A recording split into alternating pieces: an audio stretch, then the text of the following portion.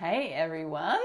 I just thought I would jump on today because I was in a client meeting this morning and she was just talking about how she was noticed certain habits that she had around spending money.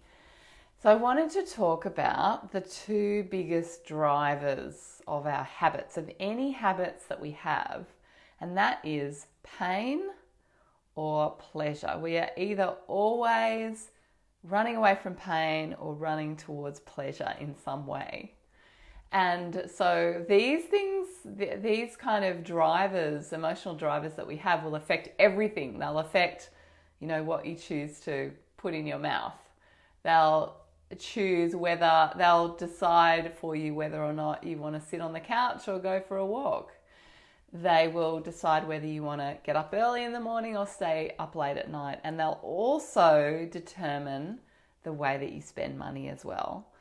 So super, super important to have a little bit of self-analysis, self-reflection about what your personal drivers are.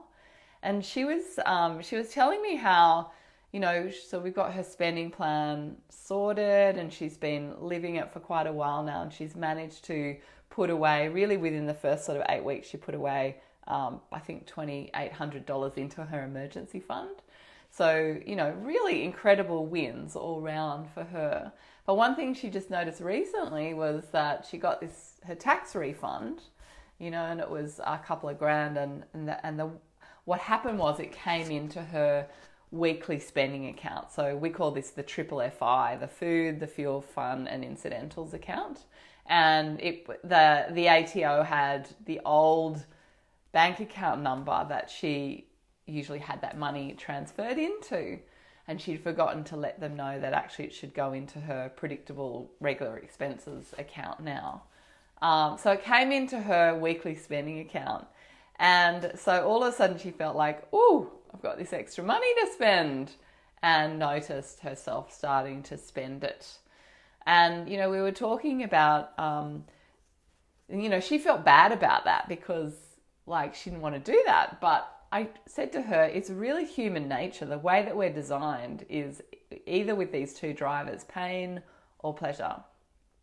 And, this is why lottery winners have burned through the cash really within, the first year that they've got, and they're as broke or more broke than ever after that time. So, often they go into more debt, they living it up, they decide that they're going to, take on more debt in order to, just go to town on spending. But, it happens to us every day in much smaller ways. Sorry, I just found something on my hand. And so how do we manage that so that we don't fall into those old traps, those old habit patterns that take us back to spending money that we don't want to spend? If you've got really strong goals, like you really want to save for a home deposit, or you really want to pay off that credit card, or you really want to go for an amazing trip, it's going to take some delayed gratification to actually achieve those goals. And we can think, oh, this is just extra money on top of that, I'm still saving, and so why not have a bit of fun? Why not live it up a bit and spend that money, right? That tax refund money.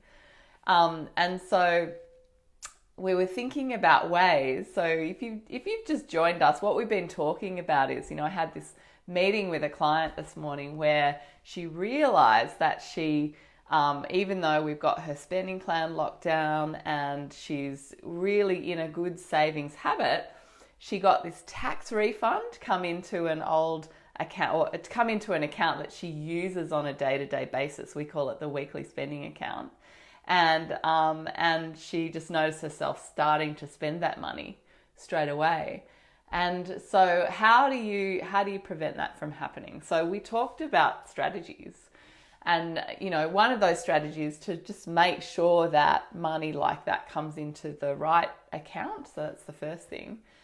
Another thing is that you've thought about a plan but before it actually happens, of what you're going to do if extra money suddenly manifests itself. So it will happen when you start to take control of your money. All of a sudden, when you're not fighting fires all the time and you're not stressed out and you're not worried about paying your bills, all of a sudden you will open yourself up to the possibility of money coming into your life, to earning more. I've had clients who have, they've sorted their finance and all of a sudden they've got a new job opportunity or a raise or, a new client or, something like that. So it will happen, all of a sudden you'll start to have, new money coming in. And what are you going to do? What are you going to do about that?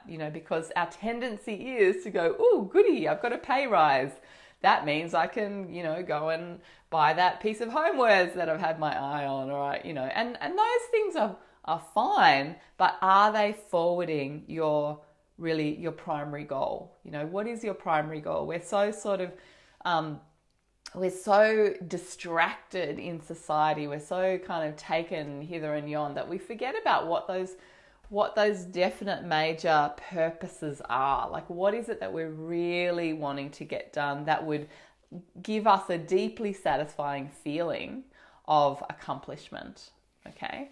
And so setting up structures and actually deciding beforehand what you're going to do with that money when it actually comes in. So, so thinking about that and going, when that money comes in, I put it straight away into whatever your primary goal is. So if it's to pay off your mortgage faster, it just gets straight away put into the mortgage. Maybe you keep, 10% of it to play with, but the rest of it goes into the mortgage, or the rest of it goes into your holiday fund, or the rest of it goes into your kids' education fund. You decide that at the outset when you've got a really clear goal.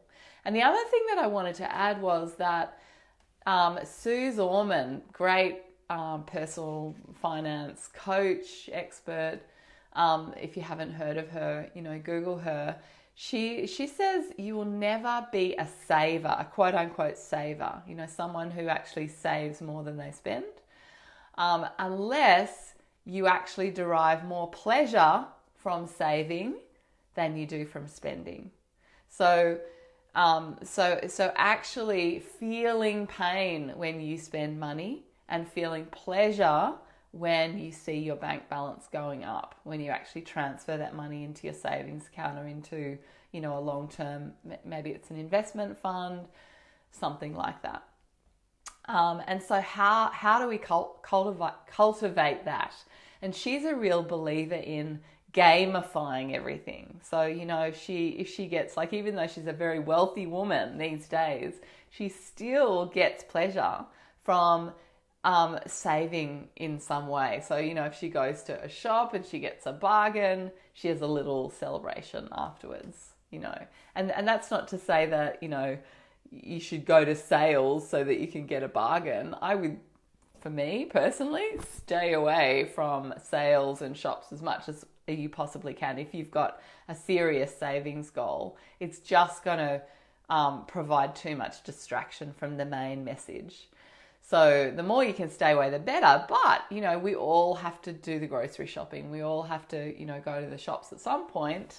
And so if you can, in your regular day-to-day purchasing of things, if you can get a discount, all the better. So yeah, I just wanted to jump on today and just talk about that, because I know that a lot of people experience this feeling of, oh, goody, I've got money, I've got a pay rise, I want to spend it. And it's something that we need to talk about more and more. So drop your comments below if this resonates with you. Do you have any particular strategies for actually having that lockdown, that savings lockdown? What do you do to trick yourself into feeling more pleasure from saving than from spending? What do? Put your comments below. I'd love to hear from you, and I hope you have a beautiful day. Bye.